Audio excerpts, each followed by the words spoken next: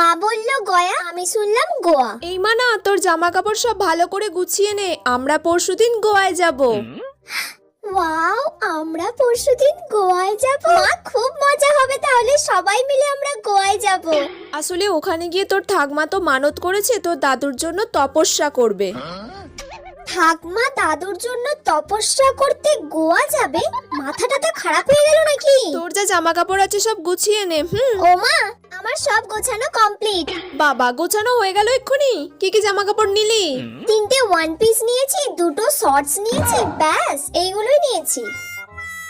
এই মেয়েটার কি মাথাটা তা খারাপ হয়ে গেছে নাকি? ও গয়ায় যাবে, গয়ায় গিয়ে শর্টস পরবে, ওয়ান পিস পরবে। এইসব জামা কাপড় তুই কেন নিয়েছিস? গয়াতে গিয়ে তুই শর্টস পরবি, ওয়ান পিস পরবি? তোর মাথাটা তা খারাপ হয়ে গেছে নাকি?